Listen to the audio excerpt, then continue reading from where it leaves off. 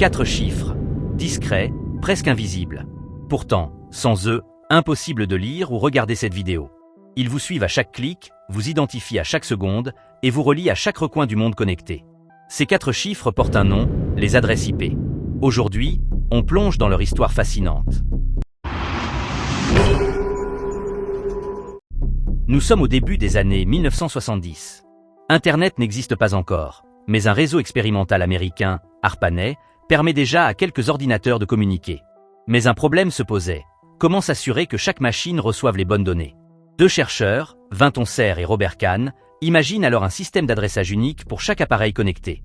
C'est ainsi qu'en 1977, ils conçoivent le TCP/IP, littéralement en français, le protocole de contrôle de transmission, protocole Internet. Celui-ci est un ensemble de règles qui permet aux ordinateurs de s'envoyer des informations et de les recevoir correctement. En janvier 1983, cette norme est officiellement adoptée.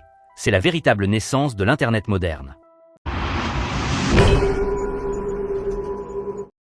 La première version de l'adresse IP est l'IPv4, mise en place en 1983.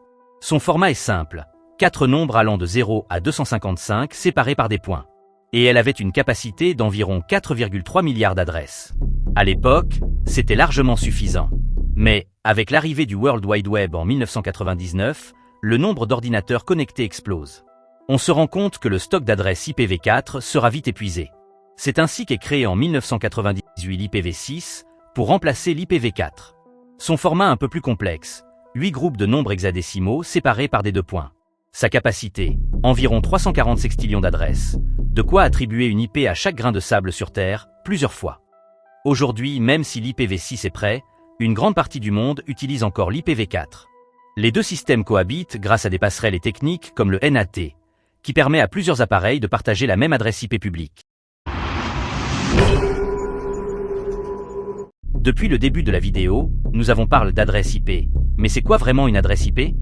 Une adresse IP, Internet Protocol Adresse, est un identifiant unique attribué à chaque appareil connecté à un réseau utilisant le protocole Internet. Elle fonctionne comme une adresse postale. Elle permet d'envoyer et de recevoir des données entre 2 points précis, peu importe la distance. Et selon vous à quoi sert-elle? Eh bien, les adresses IP, ce sont comme les coordonnées GPS de votre vie numérique. Elles indiquent où vous vous trouvez sur le gigantesque plan d'Internet. Sans elles, impossible pour une vidéo YouTube de savoir à qui l'envoyer, impossible pour un site web de savoir où répondre, impossible pour votre téléphone, votre console ou votre ordinateur, de parler au reste du monde. En résumé, sans IP, Internet n'existerait pas. Si vous êtes arrivé jusqu'ici dans la vidéo, dites-moi en commentaire si vous avez déjà vérifié votre propre adresse IP et les informations liées.